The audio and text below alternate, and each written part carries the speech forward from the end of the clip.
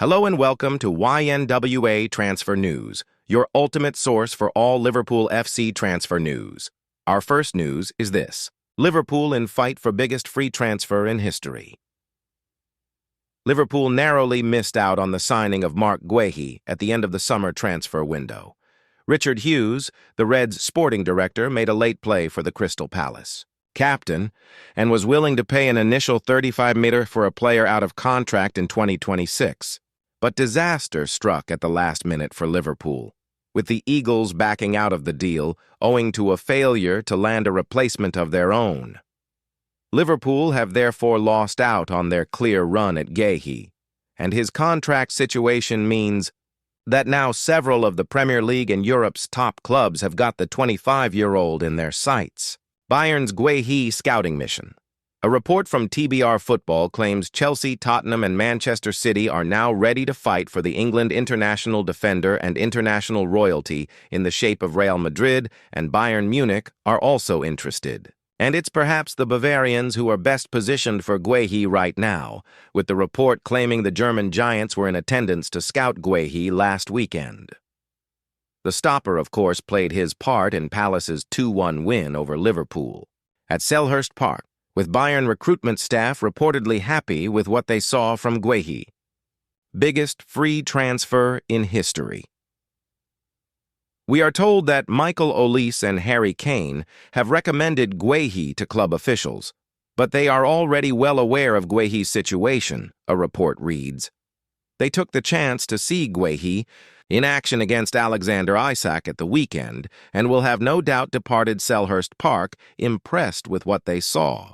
Guhei, as I have previously said, is emerging as one of the most wanted potential Bosman free transfers in history. In terms of how many top clubs want him and are looking at landing him, it really is every major club in Europe. About Konate, Bayern have got their eye on Guhei, owing to concerns over what might happen with Dayot Upamecano. The France international is out of contract in 2026 and is reported to be of interest to Real Madrid and Liverpool.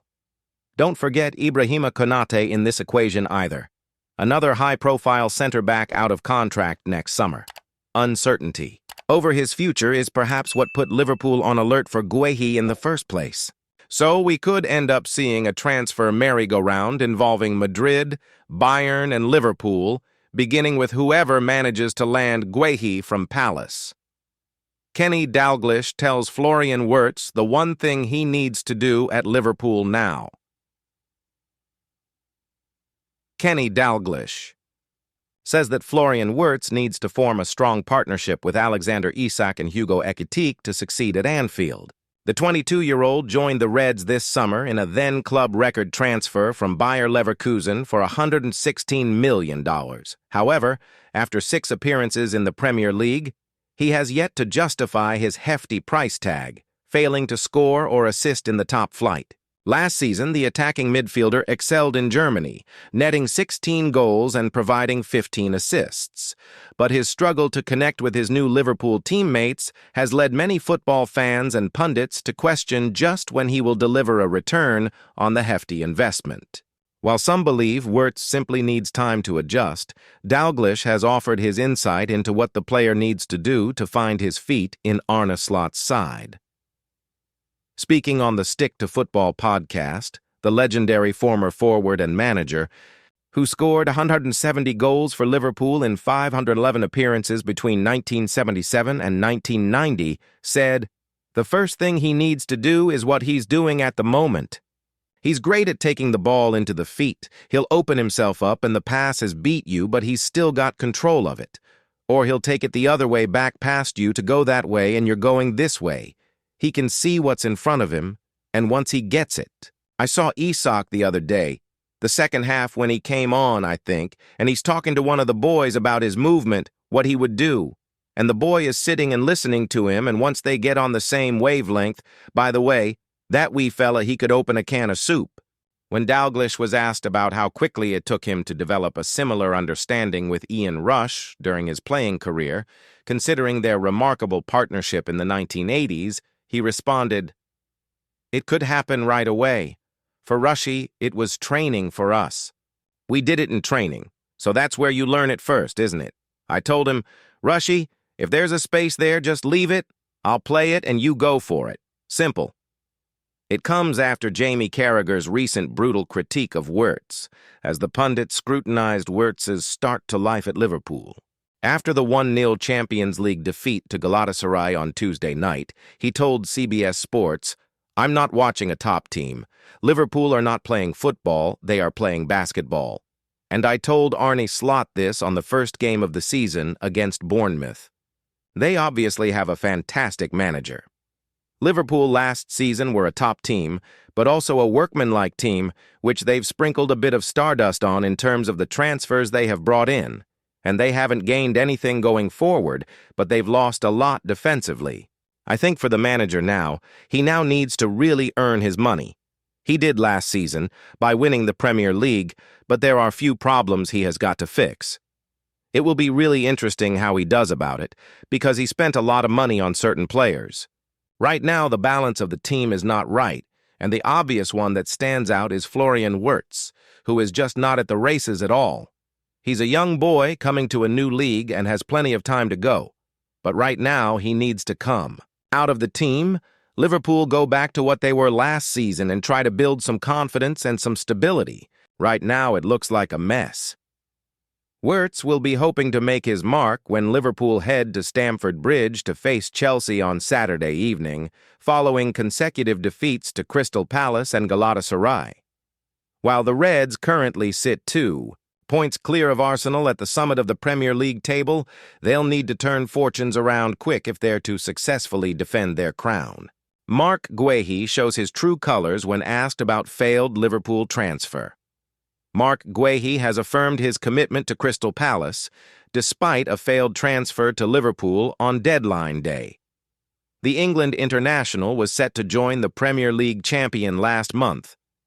However, the move fell through when Palace was unable to secure an adequate replacement, leaving Guehei's dream move hanging in the balance. Despite this setback, the 25-year-old has maintained his impressive form and professionalism for the Eagles, who recently defeated Liverpool on penalties in the Community Shield and then 2-1 in the Premier League on Saturday. This victory extended their club record unbeaten streak in all competitions to 18 matches. Guehei's future, however, appears to be away from Selhurst Park. His contract expires at the end of the season, and he is not expected to renew it. Liverpool remains interested in securing his services, but following the deadline day debacle, the Reds stated that they had no plans to revisit the deal in the January transfer window. Whether this stance will change in light of Giovanni Leone's severe injury remains to be seen. Ahead of Palace's Europa Conference League match against Dynamo Kiev on Thursday, Guhei was asked about the thwarted move to Liverpool during the pre-match press conference. His professionalism and commitment to his current club were clear, showing his true colors. I don't have much to say, to be honest, he responded. I'm focused on playing football and playing for this club. But to the fans, I want to say, thank you very much for your support. I definitely feel it. Guhei, who will skipper the FA Cup winner in its maiden European group stage game against Kyiv, continued. It's something I don't think of at all. My only focus is on the club. I'm not too worried about any personal accolades. As long as the team is where it needs to be, I'm happy. When you've tasted success, you're definitely not satisfied and do want more. Everyone at the club strives for more. We've seen what we can do. If we keep our heads down, hopefully, we can have many more opportunities. A late agreement was reached between Palace and Liverpool on deadline day. Following the completion of his medical in London, the centre-back appeared poised to pen a 5-year deal at Anfield. However, Palace's own pursuit of a replacement collapsed. When Brighton's Julio Igor, who was close to securing a loan move, received an approach from West Ham, prompting a U-turn. This development had a domino effect on Guehei's potential switch to Merseyside, with Eagles manager Oliver Glasner maintaining that a suitable replacement must be secured.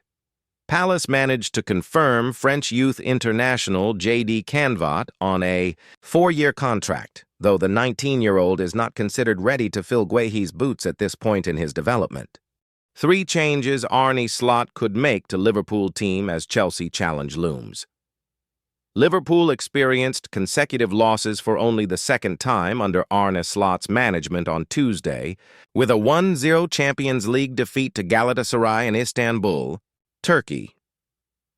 The game's sole goal was netted by Nigerian striker Victor Osimhen in the 16th minute from a penalty kick, awarded by referee Clement Turpin after he deemed Liverpool's makeshift right-back, Dominik Szoboszlai, to have fouled Barış Alper Yilmaz. The Reds now face another significant test of their Premier League mettle as they head to Enzo Maresca's Chelsea on Saturday. We're looking ahead to potential changes Slot might implement for Liverpool's next match at Stamford Bridge. Right-back dilemma. Another subpar performance from Ibrahima Konate has sparked serious consideration of benching the Frenchman, with Joe Gomez potentially stepping in as centre-back alongside Virgil van Dijk at Stamford Bridge. With Giovanni Leone out for the season, Wataru Endo is the only other realistic starter for the role, although Ryan Gravenberch has had stints in the position this season. Dominik Szoboszlai was once again positioned at right-back in Galatasaray, with Jeremy Frimpong moved up into midfield and Connor Bradley benched. All 3 are contenders for the position, as Slot has yet to settle on a preferred choice. Milos Kerkez was one of several Liverpool players who didn't perform up to par and is feeling the heat from Andy Robertson for the left-back position. With Alisson Becker sidelined due to injury, Georgi Mamardashvili has stepped up as the first-choice goalkeeper, with Freddie Woodman serving as his backup. Does Jones play again?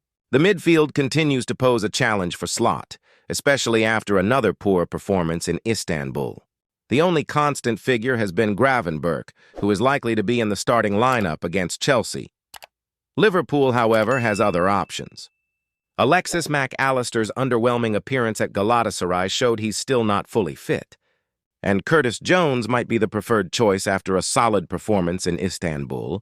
Szoboszlai and Endo are also potential choices, while 18-year-old Trey Nyoni is yet to make his Premier League debut.